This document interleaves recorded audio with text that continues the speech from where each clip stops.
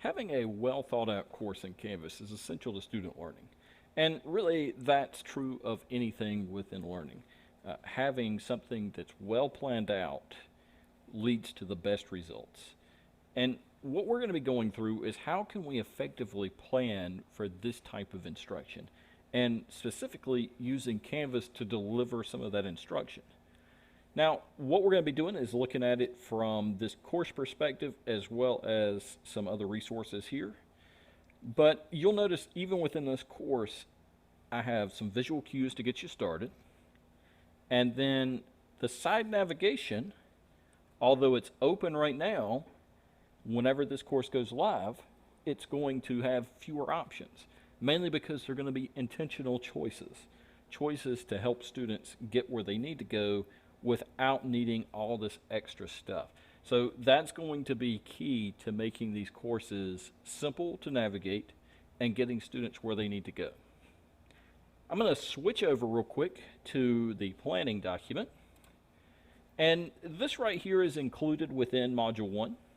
You can make a copy of it. It forces you to if you click on the link. Also, it's in that Canvas toolbox that's on the home page of this course.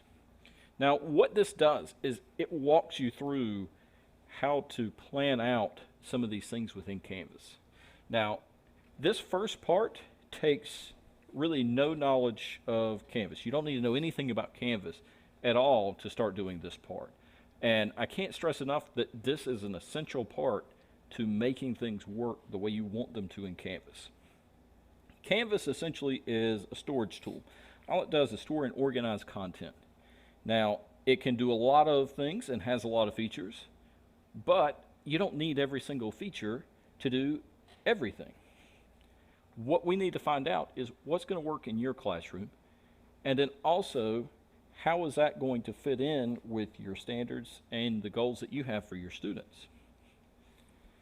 So to start off with, let's talk about navigation. Really planning out what you need the students to access is going to be important. So when I started planning this course, believe it or not, I sat down with a sheet of notebook paper and started drawing out what buttons that I thought I may need, and then worked off of that. Feel free to use the navigation questions in this document. Kind of what navigation items do I need on the side menu? And by side menu, I'm talking about this menu right here. The options are limited without adding some extra things, and we'll get into that side navigation in the next video. But talking about what can we limit here, what do the students have to have access to? And then next, what homepage buttons do I need? So where do I want to direct students? So whenever they go here, what things do I want here so that they can just click and go to that location? So once you get that kind of thought out in your head of how you want that set up, and believe it or not, everything is customizable. These buttons, I have these actually in the next module. So whenever you start thinking about, well, I don't even know how to do those buttons, I've made it as simple as possible for everybody to make their own buttons, or you can pull a home page from the Commons. We'll go through that in a later video too about how we share content, how we can get content from other people.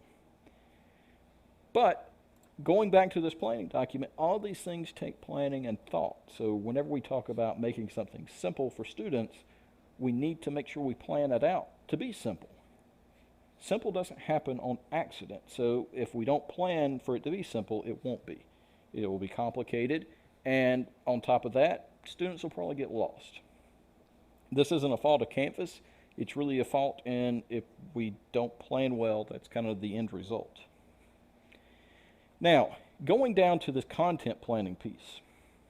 This document was created to help assist you in thinking about what things to include. That doesn't mean that you can't take this document and make it your own and do what you need to do with it. It was made so that you have your own copy and you can use it and work through it. I put in an example of what I was talking about for each of these things as far as a module or a unit, the learning goals, assessment and activities, and then instructional material. In fact, this should look pretty familiar from what you would consider a traditional lesson plan, except what I find is in this table, it makes it easy for me to take this and then put that information into Canvas So I know for this first module, for instance, I'm going to need to create a discussion that has this question and this one. And then my activity, I need to go through and create that activity as well as a reflection piece to that.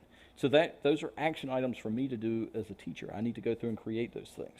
Also, I have over here my instructional materials, the things that I'm going to need so that I can teach that content. Whether that be e-lesson, that might be Khan Academy videos, it might be a mixture of everything, whether it be links and other things. But these things are intentional put in there so that students know where to go in the module, and you're not having to think about that part while you're also trying to focus on building it within Canvas. It speeds things up if this can be planned out ahead of time. I've also included, if you keep going down, some example rubrics. Now, don't feel like these have to be used.